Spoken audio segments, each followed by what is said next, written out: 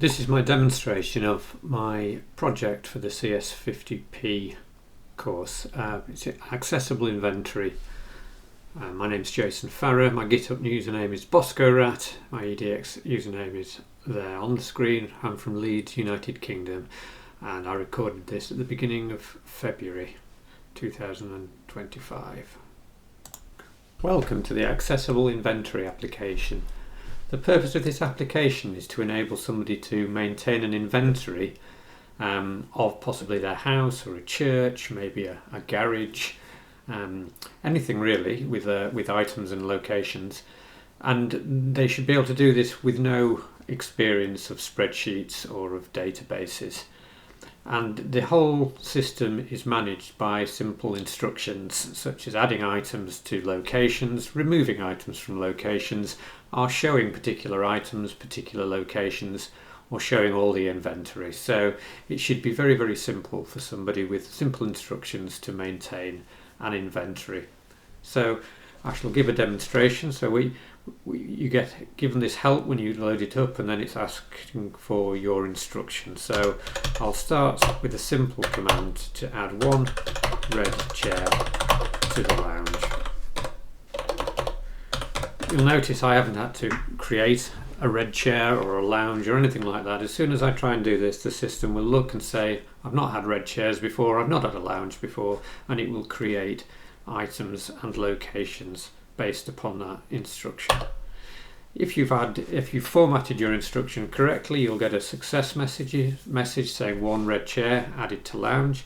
We'll add a few more things to the lounge now, so I'll add two small tables to the lounge. I'll add one yellow chair to the lounge. You don't need to use the before lounge, you can just put lounge.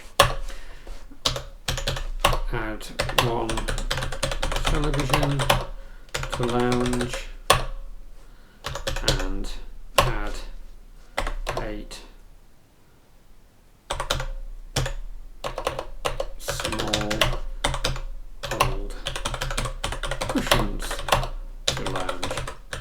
Okay, so we've added some items into the lounge. If we want to look at what we've put in the lounge, we can just put show lounge, and that will then give us the contents of the lounge. One red chair, two small tables, a yellow chair, a television, 8 small old cushions. You'll notice that you can use as many adjectives as you like before describing an item or a location. So if we wanted to add 3 more yellow chairs, but this time to the dining room, we could then show yellow chairs, and we would give us the yellow chair location, so we'd have 1 in the lounge and 3 in the dining room. Removing items is just as simple as adding them. You just need to remove.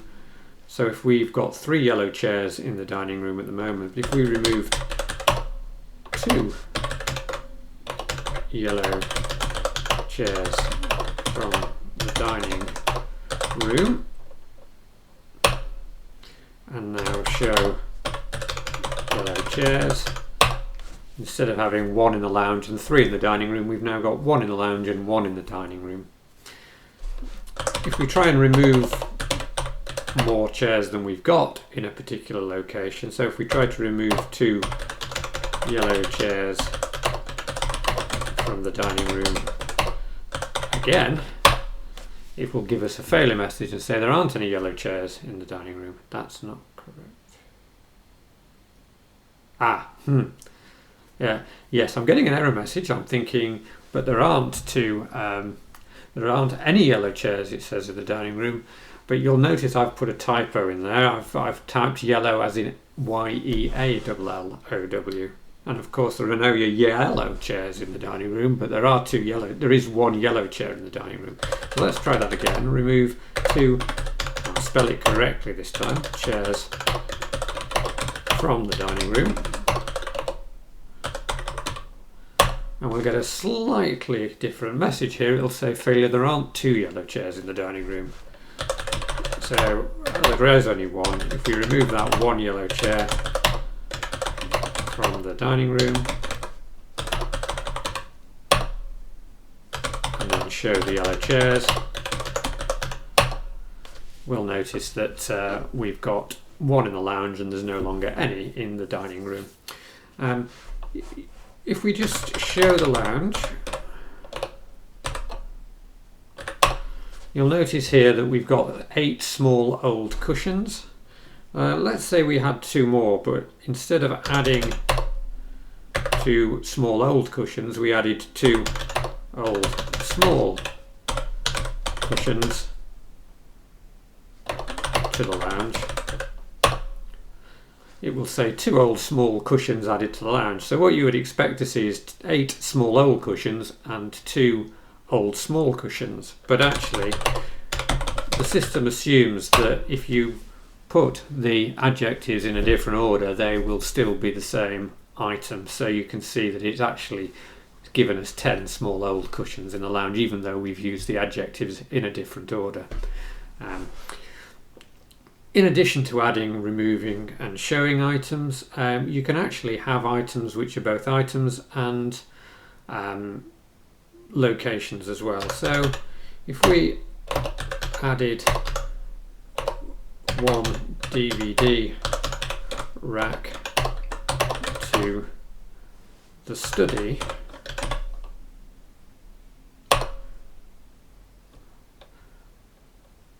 sorry, I've used added rather than add, it's because I'm speaking. Add one DVD rack to the study, and then add 3 James Bond DVDs to the DVD rack, and then show DVD rack.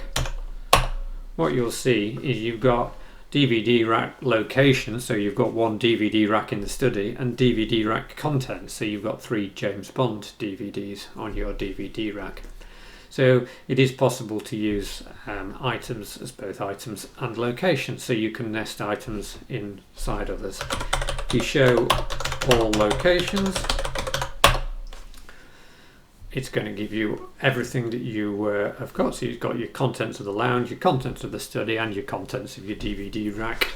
And if you show all items, then that will give you all your items and where they are located. And if you have created an item that you no longer have any items of, you'll still see the item, but you'll see no inventory for it.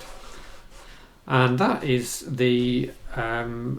how at any point you can type help and you'll get the help back, and that is how the accessible inventory application works. Thank you for listening. Bye bye.